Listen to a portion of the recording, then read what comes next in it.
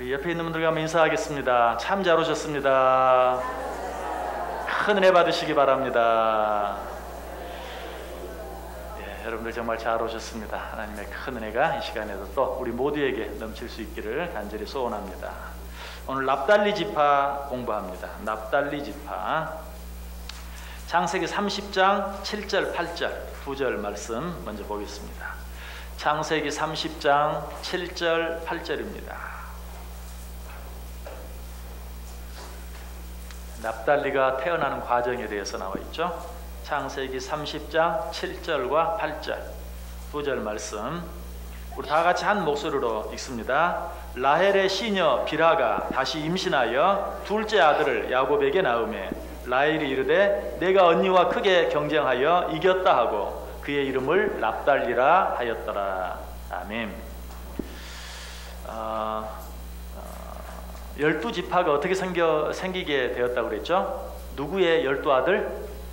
야곱의 12아들. 자, 근데 야곱이 어떻게 12아들을 낳게 되었어요? 몇 아내를 통해서? 4아내를 통해서.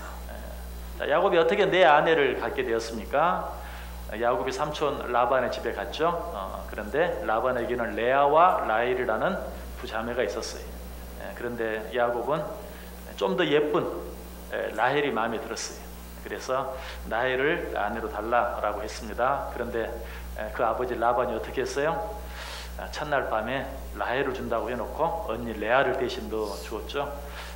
나에게 왜 이렇게 합니까? 야곱이 따지자 우리 풍습에 동생이 언니보다 먼저 시집가는 일은 없다. 그럼 네가 정말 라헬을 원한다면 라헬을 위해서 7년을 더 나를 위해 일해라 라고 말하죠. 그래서 또 7년을 더 일하고 레아를 아내로 자기 뜻은 아니었지만 아내로 얻고 그리고 또 자기의 뜻대로 라헬을 두 번째 아내로 얻게 되죠. 그런데 야곱은 라헬을 더 사랑했는데도 레아에게서 자식이 먼저 태어났죠. 첫 번째 아들 루벤, 두 번째 아들 시므온, 세 번째 아들 레위, 그리고 네 번째 아들 유다가 누구에게서? 레아에게서 태어납니다. 라헬은 가만히 보고만 있을 수가 없었죠. 그래서 자기에게는 아이가 생기지 않고 그러니까 어떻게 했습니까? 자기의 여종 빌하를 대신 자기 남편 야곱에게 주어서 빌하로 말미암아 아들을 낳게 하죠. 그렇게 해서 낳은 첫 번째 아들이 바로 지난 시간에 공부한 단, 그리고 이제 그렇게 해서 낳은 두 번째 아들이 오늘 공부할 납달리가 되는 것입니다. 그렇게 해서 12아들 가운데 6아들을 먼저는 레아를 통해서 4아들, 그 다음 라헬이 야곱에게 준 라헬의 종 빌하를 통해서 또 2아들, 이렇게 해서 6아들이 태어나고 6지파가 되는 것이죠. 그래서 오늘은 그 6번째 납달리 지파에 대해서 공부하려고 합니다. 납달리 지파. 자, 1번 문제 봅니다. 우리 다 같이 한 목소리로 읽어볼까요? 야곱이 라헬의 여종 빌하를 통해 얻은 두 번째 아들은 누구이며 그 이름이 가진 뜻은 무엇입니까? 자, 야곱이 라헬의 여종 빌하를 통해 얻은 첫 번째 아들은 누구였죠? 단. 자, 두 번째 아들은 누굽니까? 납달리. 자, 오늘 8절 말씀. 자, 다시 한번 읽을까요? 8절 시작. 라헬이 이르되 내가 언니와 크게 경쟁하여 이겼다 하고 그의 이름을 납달리라 하였더라. 라헬이 빌하가 야곱에게서 낳은 두 번째 아들은 납달리였다. 그리고 야곱의 자녀로 따지면 6번째 아들 누구였는가? 납달리였다. 자, 그 이름의 뜻. 여러분 성경 보시면 납달리 옆에 또 조그만 숫자가 써져 있죠? 몇 번이라고 써져 있어요? 6번. 그러면 그 밑에 6번에 뭐라고 써져 있어요? 경쟁함. 그렇죠? 이 납달리라는 이름의 뜻은 경쟁했다. 혹은 다른 뜻으로 하면 씨름했다라는 그런 뜻이 되기도 합니다. 여러분 경쟁, 여러분 느낌이 어때요? 좋은 의미로 들려요? 아니면 별로 안 좋은 의미로 들려요? 안 좋은 의미로 들리기가 쉽죠. 그러나 사실 경쟁이란 말은 꼭 나쁜 말은 아니에요. 그렇죠? 뭐 선의의 경쟁도 있고 좋은 경쟁도 있어요. 그런데 어쩌면 우리는 경쟁이 너무 치열한 사회에 살다 보니까 경쟁 그러면 별로 그렇게 좋지 않은 그런 의미로 와 닿을 수도 있어요. 어쨌든 여기서 지금 라헬이 지금 언니 레아와 경쟁을 하고 있죠. 이 경쟁은 좋은 경쟁이 좋지 않은 경쟁이 분명 좋지 않은 경쟁이죠. 뭐 아들 낳기 경쟁 뭐 그런 경쟁 아니면 사랑을 빼앗기 위한 경쟁 뭐 등등 그런 것인데 분명 좋지는 않아요. 그런데 여기서 내가 경쟁해서 이겼다라고 이야기하고 있습니다. 이 12지파가 생기게 된 것, 자, 하나님의 머릿속에 12지파 이런 개념이 이미 있었을까요? 없었을까요? 여러분 어떻게 생각하세요? 이미 있었겠죠. 12지파가 하나님은 전혀 생각 안 했는데 레아와 어떻게 공교롭게 야곱이 라헬을 사랑했는데 라헬보다 레아를 먼저 아내로 얻게 되고 결국은 또 사랑했던 라헬도 아내로 얻게 되고 원치 않았지만 빌하와 실바를 또 첩으로 얻게 되고 해가지고 12아들이 나와서 하나님이 고민하시다가 이 문제를 어떻게 해결할까? 한 지파씩 만들어가지고 어떻게 좀 잘해봐야 되겠다. 이렇게 했을까요? 그렇진 않았겠죠. 하나님의 이런 모든 계획들 이런 것들이 다 하나님 뜻 안에 있었을 거예요. 그런데 그 일을 이루어가는 과정은 예를 들어서 라헬이 자기 여종을 야곱에게 주어서 단을 낳고 또 납달리를 낳는 이런 일들은 어때요? 하나님의 뜻과 계획 속에 있었을까요? 없었을까요? 분명 없었겠죠. 하나님이 그런 방법을 사용하셔서 12지파를 만들려고 계획하진 않았을 거예요. 여러분, 우리가 성경을 볼 때 이런 사실들을 자주 보게 돼요. 분명 불의한 방법, 옳지 않은 방법, 하나님이 기뻐하지 않는 방법을 사람이 썼는데 그것을 통해서 하나님의 뜻이 이루어지는 이런 모습을 보면서 이걸 어떻게 해석을 해야 되나 하는 그런 생각을 할 때가 참 많아요. 그런데 여기서 우리가 하나님의 뜻이라고 생각하면 항상 두 가지를 생각할 수 있어야 돼요. 우리가 일반적으로 말하는 하나님의 뜻은 절대적인 하나님의 뜻, 주권적인 하나님의 뜻, 그런 뜻이 있고요. 또 한 가지는 허용적인 하나님의 뜻이 있어요. 그러니까 하나님이 그렇게 되기를 원치는 않았어요. 그런데 인간이 어떤 자기의 욕심이나 자기의 어떤 그런 계획, 생각으로 말미암아서 고집을 부리거나 욕심을 부리거나 했을 때 하나님이 그 일을 허용해 주시는 일들이 있어요. 대표적인 일이 사울을 왕으로 세우는 일이었죠. 하나님께서는 내가 왕이다. 내가 너희를 다스리고 내가 너희를 통치한다.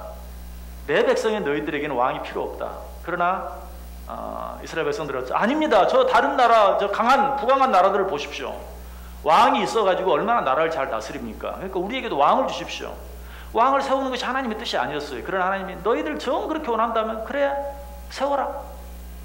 그렇게 해서 세운 것이 사울 왕이었어요. 결국 그로 인해서 정말 이제 여러 가지 많은 어려운 일들을 당하게 되죠. 이런 것이 바로 하나님의 허용적인 뜻이에요.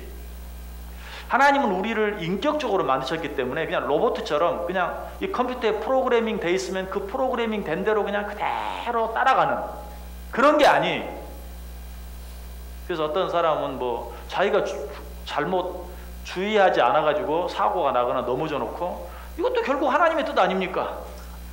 하나님이 이거를 계획하지 않았으면 어떻게 이런 일이 있을 수 있습니까? 하다가 돌부리에 걸려 넘어지고도 이거 하나님께서 오늘 이렇게 계획해 놓았기 때문에 이게 피할 수 없는 일인 것처럼 특별히 어떤 하나님이 원치 않는 어떤 일을 행함으로 말미암아서 어떤 큰 징계를 당하거나 벌을 당한 것까지도 이것도 결국은 하나님의 뜻 안에서 되어진 일 아닙니까? 라고 이렇게 핑계하는 경우가 많이 있는데 그렇지 않아요. 하나님께서는 우리를 인격적으로 만들어 놓으시고 우리가 원하는 대로 허용해 주시는 거예요.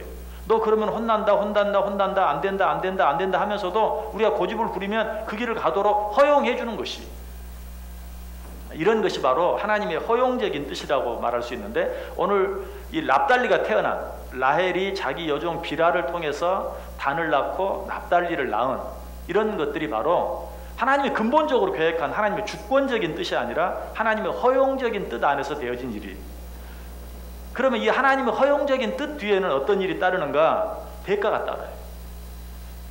내가 내 고집으로 내 욕심으로 내 생각으로 어떤 일들에 대해서는 거기에 대한 대가가 하나님께서는 그럼에도 불구하고 그 일을 통해서 하나님이 원래 계획하셨던 그 일들을 이루어 가세요. 아까 말씀드렸던 것처럼 12지파를 통해서 하나님께서 당신의 백성들을 이루어 가시는 그 일들을 그 인간이 욕심으로 말미암아, 라헬이 자기 욕심으로 말미암아, 자기 언니와 경쟁함으로 말미암아 태어나게 된 납달리를 통해서도 하나님께서는 당신의 계획과 뜻을 이루어 가시지만 인간적인 방법으로 그 일을 이루게 만든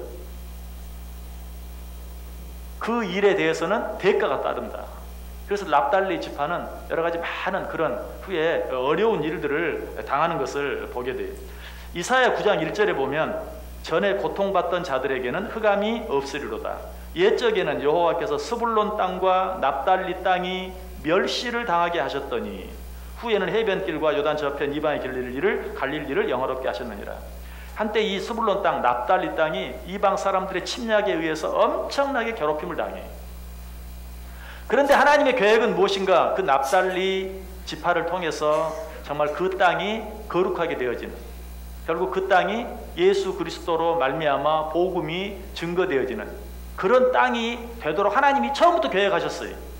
그런데 그 계획이 하나님의 뜻대로, 하나님의 주권적인 뜻대로 되어진 것이 아니라 라헬이 인간의 욕심으로 말미암아 낳은 납달리로 말미암아 되어지게 됐어요. 그래서 그 과정 속에 숱한 어려움을 당해. 그럼에도 불구하고 하나님이 처음 계획했던 계획은 어때요? 손해가 나지 않고 그대로 그 납달리 땅을 통해서 예수 그리스도의 복음이 증거되어지는 전초기지가 되는 그런 일이 일어나게 된다라는 사실이 좀 어렵죠? 자, 그런데 여기서 이제 여러분 기억해야 돼. 결론적으로 쉽게 이렇게 생각하시면 돼요. 하나님이 계획하신 일은 반드시 된다. 그런데 내가 잘못해도 하나님의 뜻은 돼요. 그런데 내가 잘못한 일에 대한 책임은 누가 져야 돼요? 내가 져야 돼요. 예를 들어서 교회가 있어요. 자, 누가 개인의 어떤 생각이나 개인의 욕심, 개인의 어떤 주장으로 말미암아 교회를 어지럽혔다라고 생각해 보세요. 하나님의 교회는 손해가 나지 않아요. 예를 들어서 아주 극단적으로 교회가 쪼개졌다. 사실 어떻게 보면요, 우리 한국 교회는 이렇게 나눠져 가지고 부흥한 곳 굉장히 많아요. 하나님의 나라는 손해가 나지 않아요. 그러니까 하나님은 그 방법이 좋다는 게 절대 아니에요. 여러분도 아 그렇구나, 나도 쪼개야 되겠다, 그러지 마세요. 그 인간의 악한 방법을 통해서 하나님께서는 당신의 나라를 확장했어요. 그런데 그 책임은 누가 져야 돼요? 쪼갠 사람이 지는 거예요. 쪼갠 사람이 져야 된단 말이에요. 바로 그걸 이야기해요. 그러니까 라헬이 자기 욕심으로 납달리를 낳았어요. 그러나 하나님은 어때요? 계획하신 대로 그 납달리 지파에게 준 땅을 통해서 어때? 이방의 빛이 선포되어지게 하셨어요. 하나님의 계획대로. 그러나 그 납달리, 라헬의 욕심으로 말미암아 생겨난 그 납달리는 그 일이 이루어지기 전에 엄청난 이방의 그런 어떤 침략과 어려움을 통해서 고통을 당해야만 했어요. 여러분 무슨 말인지 알겠죠? 그러니까 어떻게 하는 게 좋아요? 하나님의 절대적인 뜻에 순종하고 따르는 게 좋아요. 괜히 하나님 앞에서 머리 쓰는 거 좋지 않아요. 하나님 앞에서 잔머리 굴리지 마세요. 하나님의 절대적인 뜻에 순종하며 따라가는 것, 그것이 최선이다. 하나님은 절대 손해나지 않지만, 하나님은 내가 어떻게 해도 당신의 뜻을 이루시지만 내가 하나님의 뜻에 순종하지 아니하면 결국 내가 손해나게 된다라는 것이. 자, 어떻게 하나님의 뜻이 이루어졌는가? 성경 한번 찾아보세요. 마태복음 4장 12절에서 16절. 마태복음 4장 12절에서 16절. 마태복음 4장 12절에서 16절. 자, 한 절씩 교독하죠. 12절 제가 읽습니다. 예수께서 요한이 잡혔음을 들으시고 갈릴리로 물러가셨다가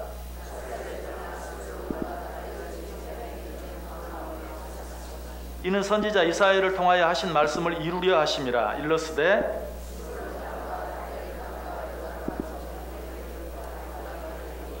같이 읽습니다. 흑암에 앉은 백성이 큰 빛을 보았고 사망의 땅과 그늘에 앉은 자들에게 빛이 빛이었도다 하였느니라. 아멘. 여러분, 예수님께서 그의 전적인 사역을 하셨던 그 땅이 바로 어떤 땅인가? 납달리 땅이에요. 여러분, 납달리 땅은 여러분 갈릴리 땅이라고 생각하면 돼요. 자, 지도 한번 보여줘 보세요.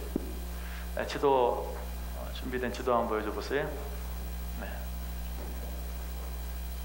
잘 안 보이네요.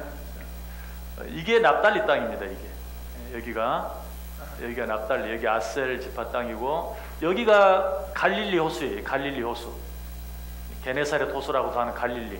그러니까 바로 이 납달리 지역이 예수님께서 가장 주로 활동했던 예수님의 활동 무대예요. 지금 이사야서 9장에 나오는 내용이 바로 이 납달리 땅에서 이방의 빛이 일어나게 될 것이다. 예수 그리스도께서 정말 거기서 메시아가 그곳에서 복음을 온 땅에 비추는 그 일이 저기에서 시작될 것이다 라고 말했는데, 지금 거기에서 예언한 대로 하나님의 뜻이 이루어지는 그런 일을 보게 되는 것입니다. 그래서 다시 한번 말씀드리지만 하나님의 절대적인 뜻에 우리가 항상 순종할 필요가 있다. 아브라함과 사라도 마찬가지였죠. 아브라함과 사라, 하나님의 절대적인 뜻은 무엇이었습니까? 아브라함의 씨 누구를 통해서? 이삭을 통해서 이제 메시아가 태어나게 하는, 그것이 하나님께서 계획하신 뜻이었어요. 그런데 사라는 어떻게 했습니까? 누구를 통해서? 역시 지금 야곱의 자녀들과 아주 똑같이 자기가 아이를 갖지 못하자 자기 여종 하갈을 통해서라도 그 하나님이 예언한 그 아브라함의 씨를 얻어보려고 인간적인 방법을 썼죠. 결국 그로 말미암아 이스마엘이 태어났죠. 그래서 하나님께서는 어때요? 그 인간적인 방법, 그것을 통해서도 또 하나님께서 이스마엘도 한 민족을 이루게 하겠다 해서 이스마엘도 한 민족을 이루고, 그러나 그것이 내 원래의 뜻은 아니다. 내 원래의 뜻은 아브라함과 너를 통해서 태어난 이삭이다 라고 말하면서 이스마엘을 통해서는 지금의 아랍 민족이 이루어지고, 이삭을 통해서는 지금의 이스라엘 민족이 이루어지게 됩니다. 그래서 그때부터 지금까지 어때요? 이 아랍과 이스라엘 사이에 얼마나 정말 길고 긴 끝이 없는, 지금까지 계속되고 있는 그 싸움이 일어나고 있잖아요. 그게 뭡니까?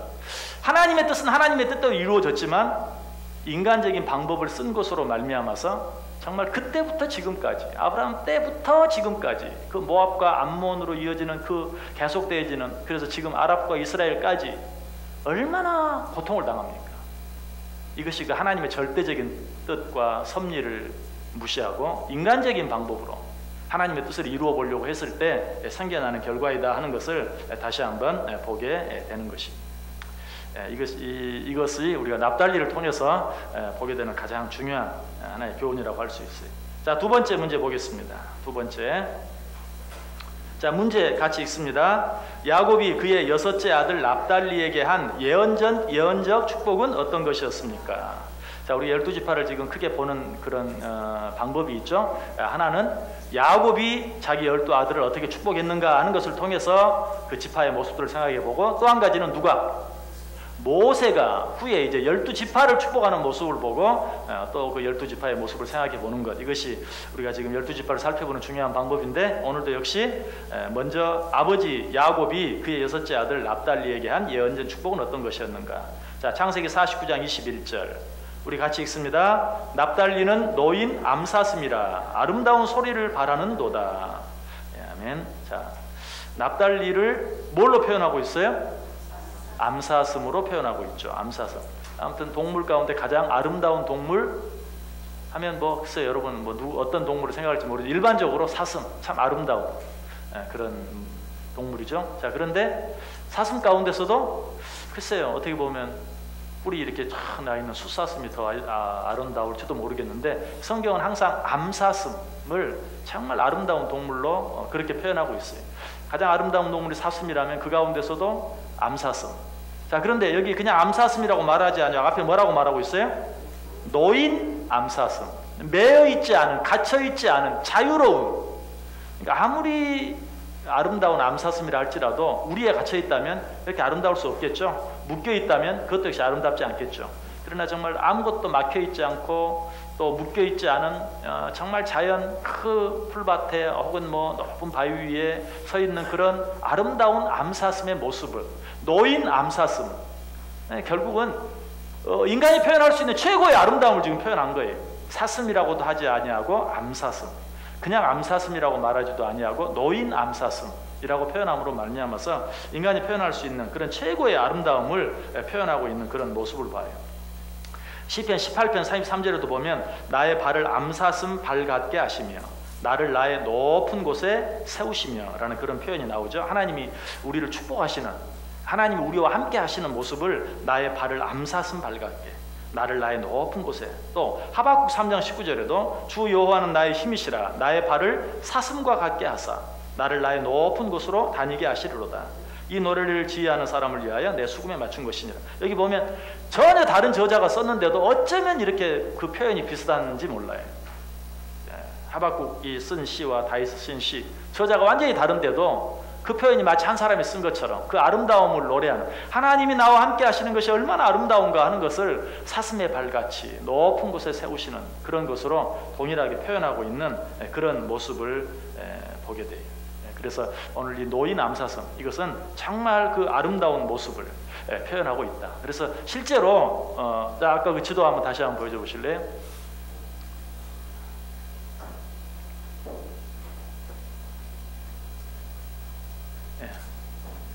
아까 말한 납달리 지역이 노인 암사슴 같다라고 얘기하고 있는데, 이 납달리 지역이 실제로 12지파가 가진 다른 어떤 땅보다도, 이게 다 지파별로 지금 나눠져 있는 지도, 여러분 책에 다 있죠? 처음에 나눠준 그 교재에 다 있죠? 이 지도인데, 이 납달리 땅처럼 아름다운 땅이 없어요.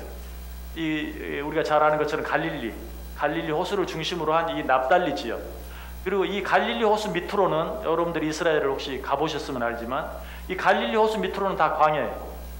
여러분 이제 보통 이제 성지 순례를 가면 갈릴리 이쪽을 보고 이제 이쪽 이집트 애굽으로 갑니다. 이렇게 이게 오래 가지 않아 가지고, 이것도 밧다리가 쭉 내려가 가지고 이쪽에 지금 이집트가 있죠. 애굽으로 이제 보통 차를 타고 이동을 해요. 근데 여기서 이제 차를 타고 애굽으로 이동해 보면 전부 광야예요. 정말 그야말로 아무것도 없는 네게브 지역. 그래서 가다가 이제 중간에서 광야 체험이라고 해가지고 광야에 들어가서 막 기도회도 하고, 그리고 어떤 경우는 그 광야에 정말 텐트 같은 거 잠도 자고 그러기도 하는데, 이 갈릴리 호수 밑으로는 전부 광야입니다. 이 위쪽이 나는데, 특별히 위쪽 중에서도 갈릴리 호수를 중심한 이 납달리 지역이 그 중에 가장 아름다운 땅입니다. 그래서 야곱은 이 납달리를 이 노인 암사슴이라고 이야기하면서 그렇게 아름답게 표현하고 있는데, 단순히 환경만 아름다운 것이 아니라 아까 말씀드렸죠. 예수님께서 이제 앞으로 오실 메시아가 저곳에서 가장 아름답게 사역할 그런 곳으로 예언해주고 있는 그런 것을 보게 돼요. 실제로 이 납달리 지역을 다른 말로 하면 뭐라고요? 갈릴리라고 그랬어요. 갈릴리, 신약에서 표현하고 있는 갈릴리. 예수님께서 주로 갈릴리에 사역하셨죠. 예수님의 11 제자가 다 이 갈릴리에서 나왔어요. 나머지 한 제자, 갈릴리에서 나오지 않은 한 제자가 누구일까요? 누구일 것 같아요? 가룟 유다. 가룟 유다는 여기 예루살렘 있죠? 여기 정도 있죠? 여기 사해바다니까, 사해바다 예루살렘이 이 정도 있는데, 예루살렘에서 남쪽으로 한참 예루살렘 남쪽 지역에 가룟, 영어로 얘기하면 이스케리엇이라는 지역이 있어요. 그 지역에서, 그러니까 가룟 유다만 예루살렘 남쪽 이 지역에서 났고, 나머지 11 제자는 다 이 납달리 지역, 갈릴리 지역에서 났어요. 그만큼 정말 예수님의 복음, 이방의 빛을 전하는 그 놀라운 사역이 어디에서? 납달리 땅에서 일어나게 될 것을 예언적으로 얘기하고 있어요. 노인 암사슴. 아까 그 암사슴 얘기할 때 특별히 그 사슴의 발 같게 하사, 그 사슴의 발이라고 얘기하고 있죠. 그런데 여러분, 발, 그러면 또 한 가지 성경에 나오는, 복음을 들고 산을 넘는 발이여 얼마나 아름다운고 하는 그런 내용이 있죠. 그래서 이 복음을 전하는 발, 암사슴의 발, 노인 암사슴, 높은 곳에 이르는 그 발, 이 모든 것들이 어쩌면 또 납달리 지역에서 예수 그리스도로 말미암아서 복음이 전 세계를 향하여 퍼져 나가게 될 것에 대한 그런 예언적인 표현으로도 받아들일 수 있어요. 성경 한번 찾아보실래요? 이사야 52장 7절. 이사야 52장 7절. 이사야 52장 7절.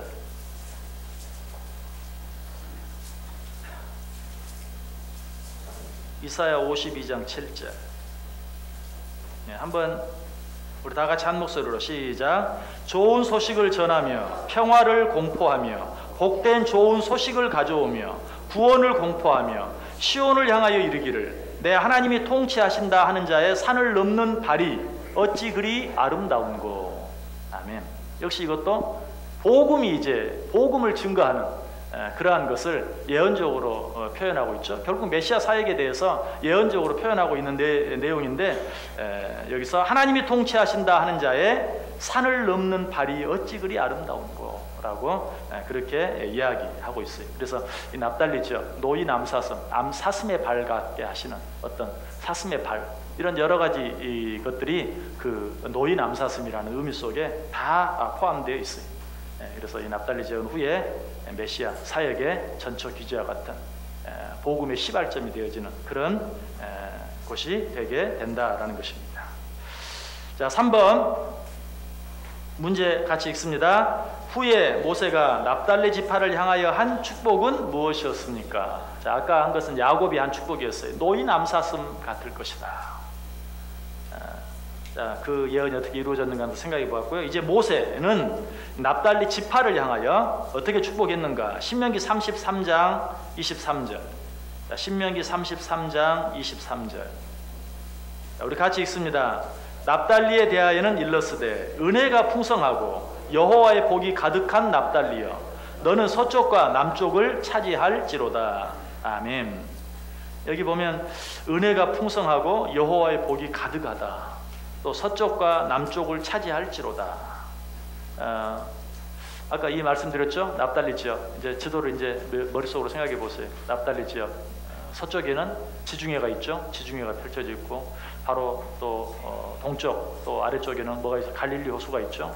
정말 최적의 가장 아름다운, 여러분 물이 없으면 특별히 저 지역은 갈릴리 호수 같은 그런 바다 같은 호수를 끼고 있다는 것은 저 팔레스틴 지역에서 이거는 뭐 다시 찾아볼 수 없는 그야말로 너무나 아름다운 그런 땅이죠. 서쪽으로는 지중해가 있고 동쪽으로는 갈릴리 호수가 있는 그 양쪽에 물을 끼고 있는 이 납달리 지역은 정말 가장 아름다운 땅, 은혜가 풍성한 땅, 여호와의 복이 가득한 땅, 서쪽과 남쪽을 차지할 땅, 이렇게 정말 아름답게 표현하고 있어요.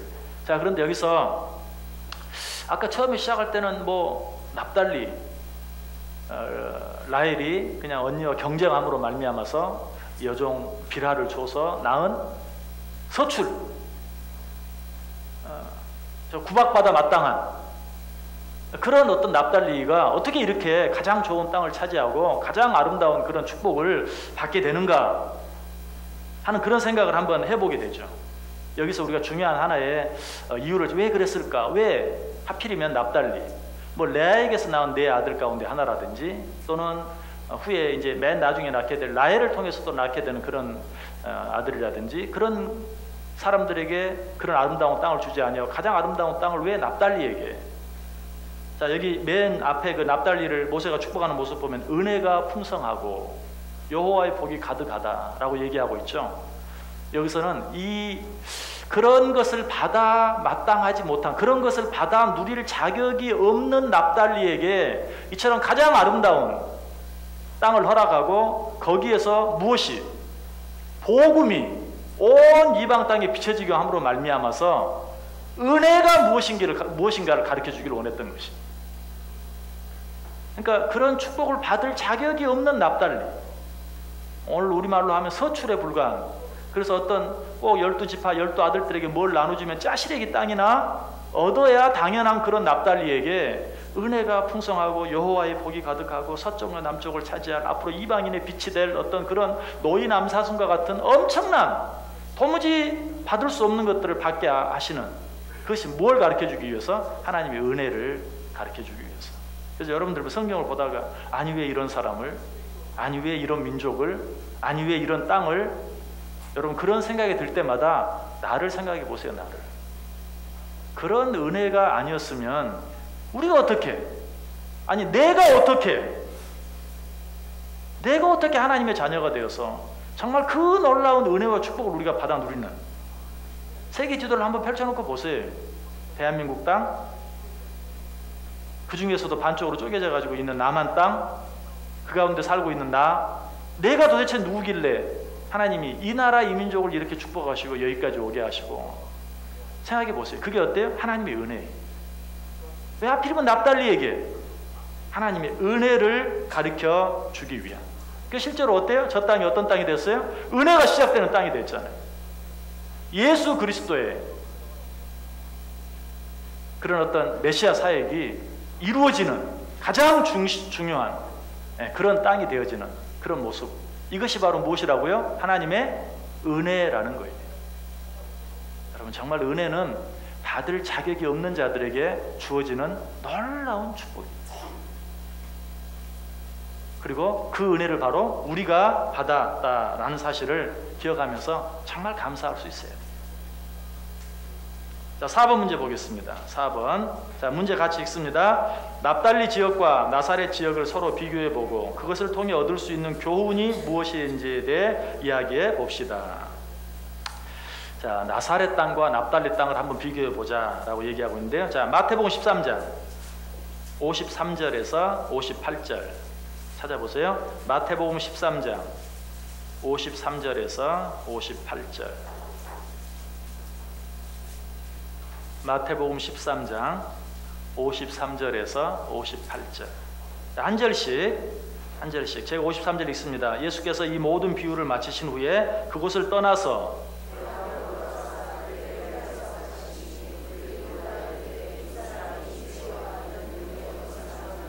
이는 그 목수의 아들이 아니냐, 그 어머니는 마리아, 그 형제들은 야고보, 요셉, 시몬, 유다라 하지 않느냐.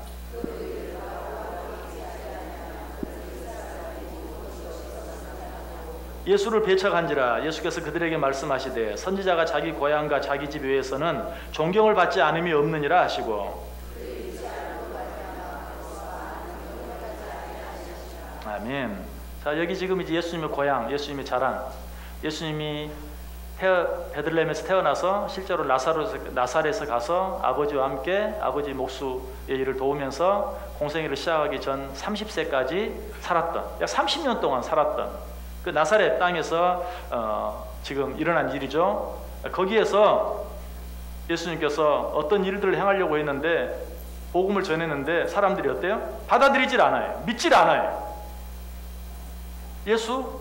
우리가 그 가족들 다 알지 않느냐? 부모, 형제 다 알지 않느냐? 그에게서 무슨 선한 것이 날 수 있겠느냐? 아무도 받아들이지 않았다라고 이야기하고 있어요. 그래서 58절이 뭐라고 말해요? 그들이 믿지 않음으로 말미암아 거기서 많은 능력을 행하지 아니하시니라. 자, 그런데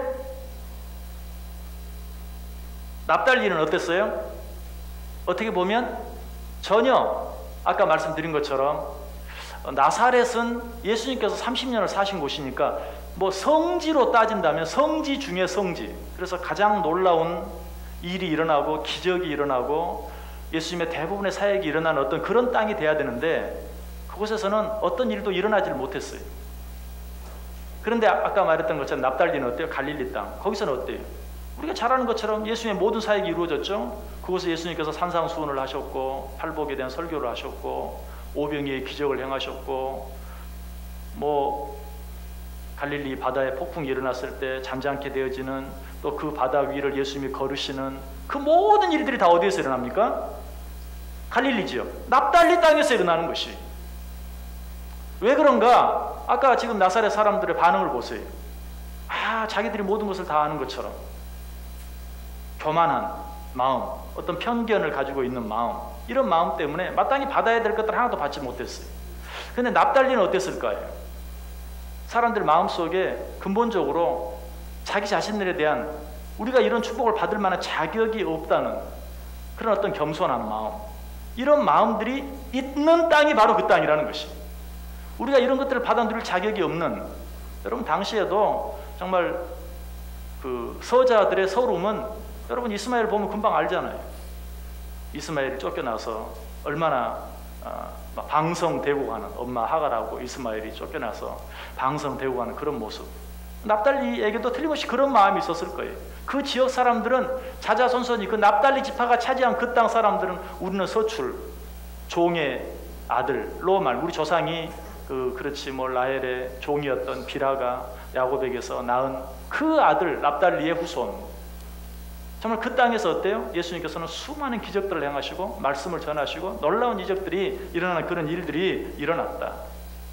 여러분, 은혜가 주어지는 것과 또 그 은혜를 받을 수 있는 자들의 모습이 여기 나와 있어요. 자, 성경 한번 찾아보세요. 시편 51편 17절. 시편 51편 17절. 시편 51편 17절.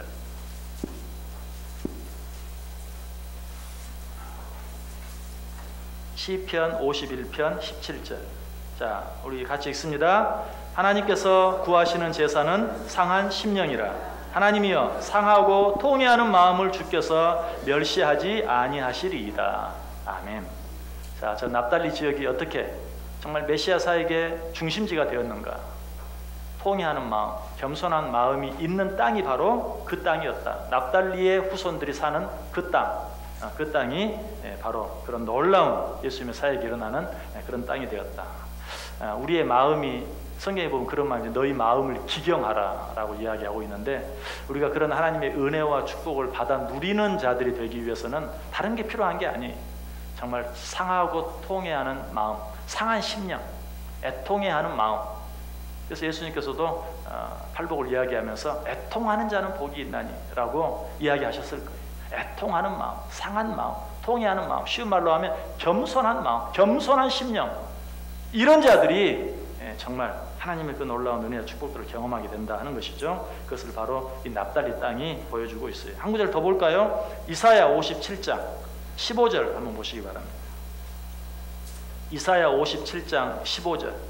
좀 더 쉬운 말로 표현되어 있어요. 이사야 57장 15절.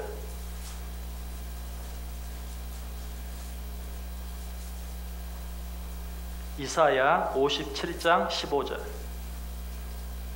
자, 우리 같이 읽습니다. 지극히 존귀하며 영원히 거하시며 거룩하다 이름하는 이가 이와 같이 말씀하시되, 내가 높고 거룩한 곳에 있으며 또한 통회하고 마음이 겸손한 자와 함께 있나니 이는 겸손한 자의 영을 소생시키며 통회하는 자의 마음을 소생시키려 함이라.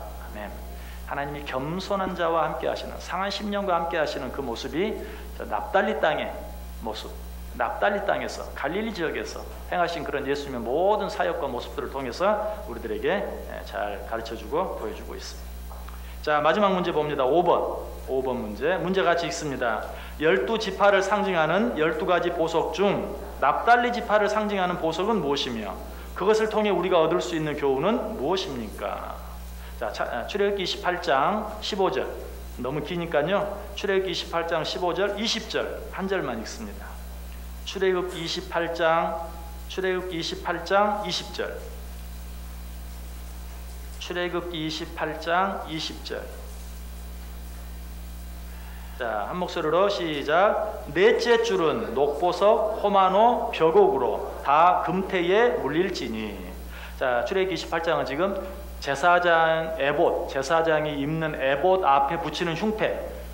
옛날 우리나라 그 관리들이 입었던 그 관복을 보면 가운데 뭐가 그려져, 뭐 학이 그려져 있나요? 봉황이 그려져 있나요? 아무튼 뭐 그려져 있는 거 있죠. 그 흉패 자리에 보석을 12개를 박는 거예요. 첫째 줄 3개, 둘째 줄 3개, 넷째 줄 3개, 셋째 줄 3개, 넷째 줄 3개. 그 가운데서 맨 넷째 줄 3개 가운데 맨 끝이 뭐예요? 넷째 줄은 녹보석, 호마노, 벽옥. 근데 바로 이 벽옥이 납달리 지파를 상징하는 보석입니다. 뭐 지금 우리 여러분들 가지고 있는 프린터 앞에 그림 보세요. 그 지파들의 모습을 쭉 보면 네 번째 줄 끝이 납달리 지파이고 그 지파를 상징하는 보석이 벽옥이다. 자, 사진에 나와 있죠. 근데 여러분 아마 이제 벽옥을 영어로 얘기하면 자스퍼라고 얘기하는데, 저는 자스퍼 하면 생각이 그 옆에 나와 있는 아주 진한 밤 같은 그런 것을 생각을 하는데, 제 생각하고는 다르게 생각이 굉장히 좀 붉은 것 같은데, 찾아보니까 벽옥은 색깔이 여러 가지가 난다고 그래요. 무슨 뭐 에메랄드처럼 이렇게 그런 색깔이 딱 정해져 있는 게 아니고 붉은색 나는 자스퍼도 있고, 노란색 나는 자스퍼도 있고, 갈색, 밤색 나는 자스퍼도 있고. 여러분들 보석 잘 모르시죠? 제가 막 아는 체해도 그냥 여러분들 다 속죠? 그렇다고 그래요. 그래서 아무튼 벽옥인데 또 어떤, 그래서 또 흉패를 만들어 놓은 또 어떤 사진을 보니까 어떤 거는 아주 그린 초록색처럼 또 나오는 그런 벽옥 사진도 있던데, 아무튼 벽옥은 색깔이 여러 가지로 난다고 그래요. 자, 뭐 그게 중요한 게 아니고 왜 납달리 지파를 벽옥으로 상징했는가? 그것을 통해서 우리가 얻을 수 있는 교훈이 뭔가? 자, 요한계시록 21장 한번 펴보세요. 요한계시록 21장. 요한계시록 21장.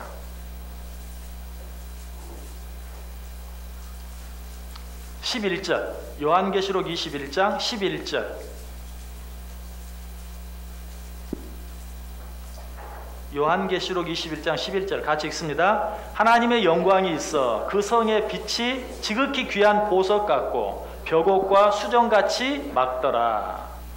그리고 18절. 자, 시작. 그 성곽은 벽옥으로 쌓였고 그 성은 정금인데 맑은 유리 같더라. 19절.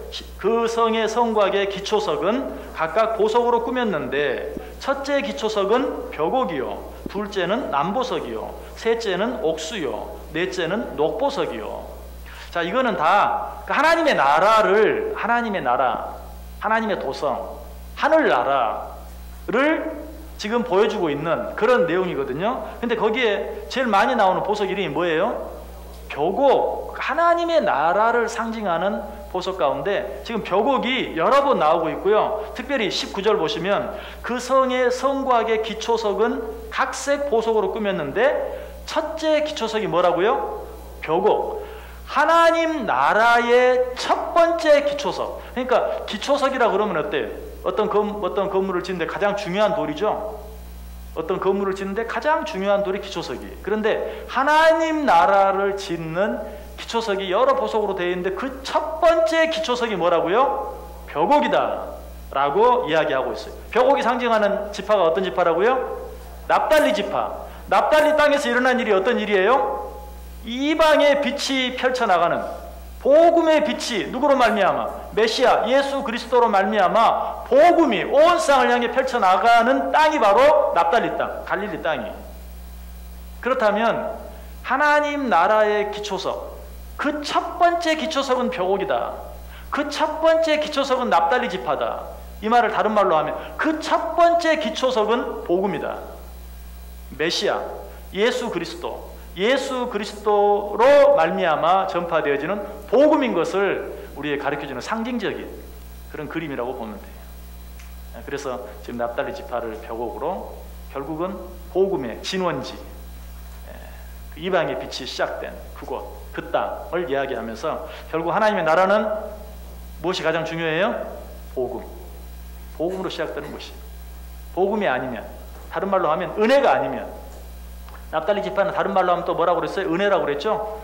납달리 지파를 말하면 복음, 은혜 등등 이야기할 수 있는데 하나님의 나라는 오직 무엇으로? 은혜로, 오직 무엇으로? 복음으로 이루어지는, 갈 수 있는 곳인 것을 우리에게 가르쳐 주고 있어요. 그래서 이렇게 벽옥으로 특별히 그 나라의 첫 번째 기초석은 벽옥으로, 복음으로, 은혜로 하는 그러한 그림을 우리에게 그려주고 있는 것을 보게 됩니다.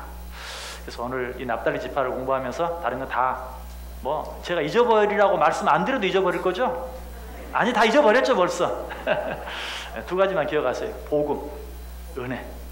정말 그 받기 합당한 그런 은혜와 축복을 받기 합당치 못한 납달리 지파에게 하나님의 은혜로 말미암아 놀라운 축복이 주어졌고, 정말 그 은혜를 복음으로 받아들이는 자들, 그 자들에게 하나님의 나라가 주어지는 것을 정말 그림으로 그려지는 지파다라고 받아들이면 되겠어요. 자, 시편, 그 밑에 있는 시편 107편 9절 말씀 우리 다 한번 같이 읽고 말씀 마치겠습니다. 그가 사모하는 영혼에게 만족을 주시며 줄인 영혼에게 좋은 것으로 채워주심이로다. 아멘. 아까 말씀드렸던 것처럼 상하고 통회하는 마음, 애통해하는 마음, 줄인 마음, 겸손한 마음, 이런 마음을 가졌을 때 납달리 지파, 정말 아무런 자격이 없는 그런 자들이지만 납달리 지파에게 주어졌던 상상할 수 없는 다른 그 어떤 지파도 받지 못했던 놀라운 은혜와 축복이 그런 자들에게 주어진다. 자, 우리 한번 기도하겠습니다. 하나님 감사합니다. 오늘도 납달리 지파를 통해서 하나님의 은혜, 복음, 하나님의 사랑, 하나님의 나라, 구원, 천국에 대해서 우리가 생각해 보게 하시니 감사합니다. 오직 은혜뿐인 것을 잊지 않게 하여 주옵소서. 오직 은혜로만 구원받을 수 있는 것을, 오직 은혜로만 살 수 있는 것을 깨닫게 하여 주옵소서. 오직 주의 은혜만 바라보는 정말 주린 마음, 사모하는 마음 가지고 살아갈 때 약속하셨사오니 상상할 수 없는 좋은 것들로 날마다 우리 가운데 넘치도록 채워 주옵소서. 예수님의 이름으로 기도드리옵나이다. 아멘.